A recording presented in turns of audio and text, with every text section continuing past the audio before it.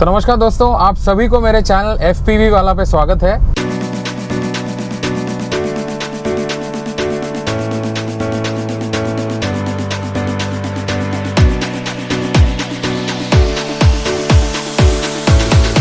काफ़ी सारे लोग सोच रहे होंगे कि ये FPV वाला क्या होता है। अभी FPV वाला का मतलब ये है कि FPV दैट इज़, काफ़ी सारे लोग आजकल PUBG वगैरह खेलते हैं, जो कि आजकल उसका नाम भी चेंज हो गया है। तो FPV का मतलब होता है फर्स्ट पर्सन व्यू। जब गेम होता है तो उसको बोलते हैं हम लोग FPV, FPS that is first person shooter. और FPS कैमरा क्या है इसमें बोला जाए तो फ्रेम्स पर सेकेंड भी बोलते हैं। तो 60 फ्रेम पर सेकेंड और 120 फ्रेम पर सेकेंड, ये सारे फॉर्मेट में भी वीडियोज़ आते हैं। लेकिन मेरा जो FPV का मतलब है फर्स्ट पर्सन व्यू। तो इसमें क्या है कि आपको सिर्फ मेरा हाथ और मेरे सामने जो भी चीज़ें हैं वो दिखेंगी। और मैंने अभी फ़िलहाल मेरा कैमरा चेस्ट के ऊपर माउंट किया हुआ है। और मैं, आपने बहुत सारे मोटो व्लॉगर्स को देखे होंगे। मैं भी पहले एक मोटो व्लॉगर ही था, हालांकि मेरा पूरा चैनल वगैरह के डिटेल्स में ज़्यादा देना नहीं चाहता हूँ। बट मैंने भी बहुत सारी मोटो व्लॉगिंग की है। तो मैंने सोचा क्यों नहीं moto vlogging on a bike से लेके मैं moto vlogging on a car moto vlog क्यों ना बनाऊँ। तो इसी लक्ष्य से मैंने अपना चैनल शुरू किया है। और मैं आशा करता हूँ कि आप सभी को भी ये सब वीडियोस और मैं जो भी कुछ कर रहा हूँ आपको पसंद आया होगा और आपको एक पर्सपेक्टिव भी पसंद आया होगा। मैं बहुत ही ट्रैवल करते रहता हूँ, बॉम्बे के अंदर बाहर मैं रहता हूँ वैसे नवी मुंबई में। तो मैंने सोचा कि क्यों नहीं मेरे कुछ थॉट्स आपके साथ शेयर करूँ, और ऑटोमोबाइल से रिलेटेड, चाहे वो 2 व्हीलर हो या 4 व्हीलर हो, दोनों मिला के मैं सोच रहा हूँ कि FPV वाला मेरा एक पॉइंट ऑफ व्यू आपको दूँ।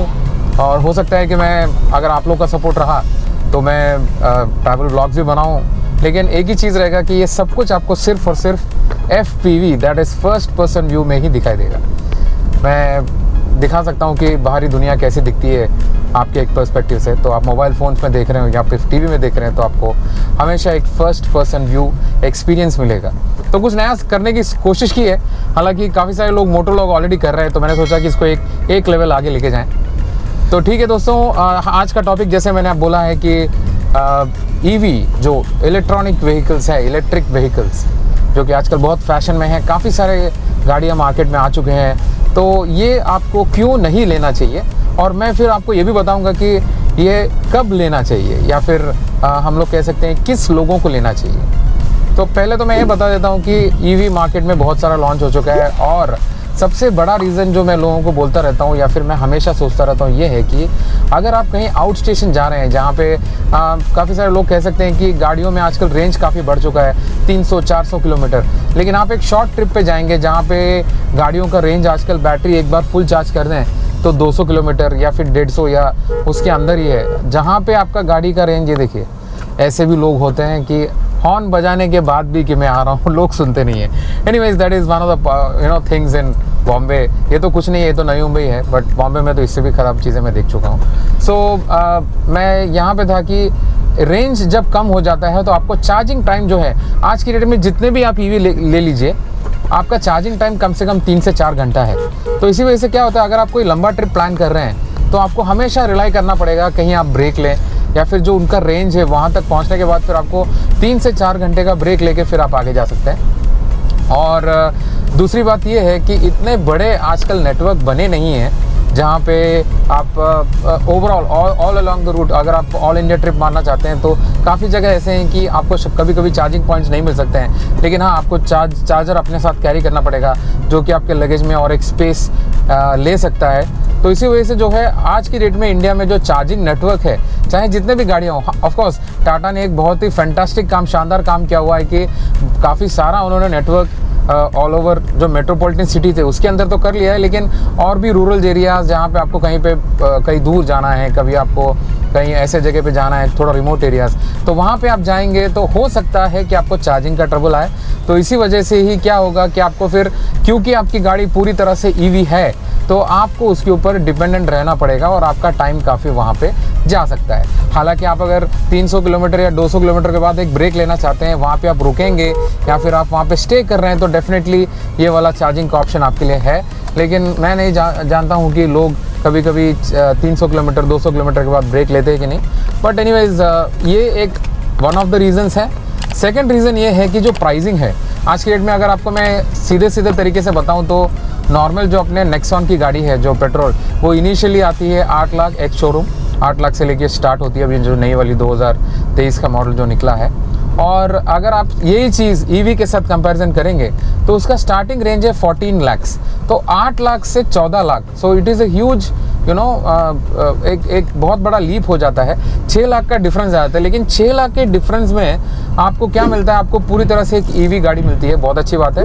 उसका रेंज भी ठीक ठाक है 300 किलोमीटर के ऊपर, वो भी बहुत अच्छी बात है। पावर भी अच्छा प्रोड्यूस करती है।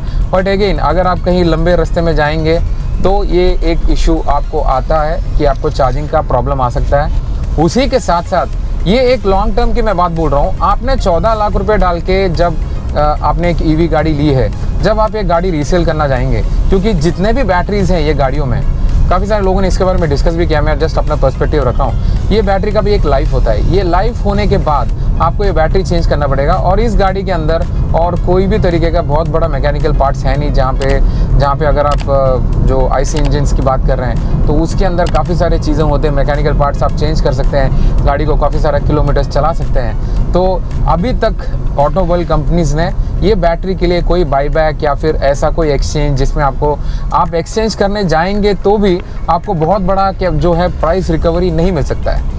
तो इसी वजह से क्या हो जाता है कि जब आप रीसेल करने जाएंगे गाड़ियाँ, अभी तो फिलहाल आप चला रहे हैं, ये बैटरी का भी एक लाइफ होता है। तो आप समझो 10 साल बाद 14 लाख रुपए में आपने गाड़ी ले लिया, जब आप रीसेल करने जाएंगे तो आपको रीसेल वैल्यू बहुत ही कम मिलेगा। और दूसरी बात, अगर आपने सेकेंड हैंड ईवी लिया है तो आपको हमेशा ये एक चिंता आपको सताता रहेगा कि मेरा गाड़ी का बैटरी ख़त्म हो चुका है और मैं नया बैटरी लेने जाऊँगा तो it is going to cost you a bomb, वो बहुत ही ज़्यादा कॉस्टली होने वाला है। अनलेस एंड अनटिल ये ईवी गाड़ियों के प्राइसेस नीचे नहीं आएंगे, मैं तो हमेशा सजेस्ट करूंगा कि आप पेट्रोल या फिर हाइब्रिड गाड़ियों के ऊपर ज़्यादा ध्यान दें। लेकिन हाइब्रिड गाड़ियां भी जो नॉर्मल 8 लाख 10 लाख में आती हैं वो 20 लाख में आती है।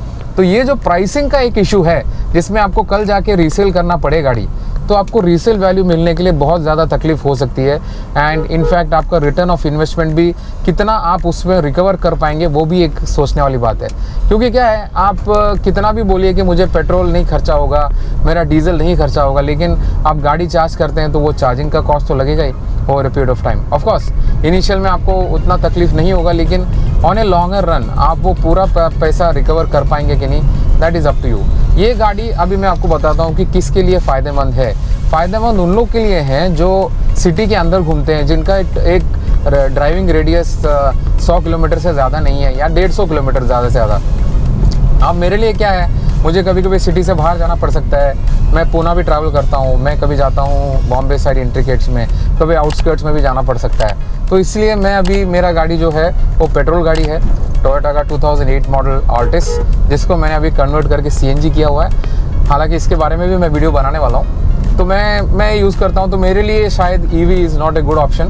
ऑफ कोर्स अगर मैं सिटी के लिए प्लान कर रहा हूँ तो ठीक है, लेकिन अगर मैं आउटस्कर्ट्स में गया जहाँ पे 200-300 किलोमीटर, कभी कभी मेरे को कोई ऐसे जगह में भी जाने पड़ सकते हैं कि कोई इंट्रिकेट एरियाज़ हो, तो वहाँ पे जाने के बाद अगर मेरी गाड़ी का चार्ज कम हो गया, then I am totally dependent on some other means of transport. तो ये एक दिक्कत हमेशा है और बहुत ही हाई कॉस्ट मेरे लिए इनिशियल में खर्च करना पड़ सकता है।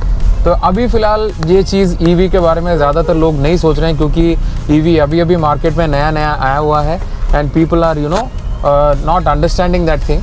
बट हो सकता है अभी आने वाले 5 साल 6 साल 7 साल के बाद जब ये बैटरी लाइफ कम होने लगेंगे, जितना ज़्यादा आप यूज़ करेंगे ऑब्वियसली, चाहे वो मोबाइल हो या कोई भी इलेक्ट्रॉनिक इक्विपमेंट्स हो जहाँ पे बैटरी इन्वॉल्व है, उसका बैटरी का लाइफ एक लिमिटेड टाइम के लिए होता है। तो वो बैटरी लाइफ एक बार कम होना शुरू हो जाए, उसके बाद में इसके ऊपर क्या इम्प्लीकेशंस आएंगे, ये आप धीरे धीरे इसके बारे में जानकारी आपको मिलेगी। दूसरी बात, इसमें और एक चीज़ भी है जिसके बारे में मैं आपको बताना चाहता हूँ कि जब गाड़ी कोई ब्रेकडाउन हो गया या मेंटेनेंस हो गया, तो वो टाइम में इसको रिपेयर करने के लिए आपको बहुत ही स्पेशल हेल्प लेना पड़ेगा, क्योंकि ये कोई नॉर्मल वर्कशॉप में जाके आप गाड़ी सही नहीं करा सकते। तो इसके लिए फिर आप कहीं पे अटक गए, कहीं पे गाड़ी बंद पड़ गई, तो आज के डेट में सब कुछ ईवी के अंदर हो या आज के डेट में नई गाड़ियाँ भी हैं, उसके सब के अंदर चिप आ गया है जिसमें आपको सिस्टम में लगा के लैपटॉप से कनेक्ट करके देखना पड़ता है। तो ऑलमोस्ट सभी गाड़ियों में है, लेकिन फिर भी आईसी गाड़ियों में कैसा है, जो पेट्रोल इंजन या फिर डीजल इंजन के ऊपर डिपेंडेंट रहते हैं, थोड़ा बहुत चीज़ें हमारे हाथ में हैं कि छोटे मोटे हम लोग चेंजेस करके या फिर कुछ चीज़ें रिप्लेस करके हम लोग चला सकते हैं। बट ईवी में ऐसा नहीं है। ईवी में आप कोई भी किसी को भी लेके आके आप गाड़ी को रिपेयर करना काफ़ी मुश्किल हो जाता है। You have to be dependent on the people. तो जो गाड़ी आप लेते हैं उसका अगर सर्विस नेटवर्क इतना अच्छा नहीं है तो वहाँ पे फिर आप वापस फंसने के लिए चांस है।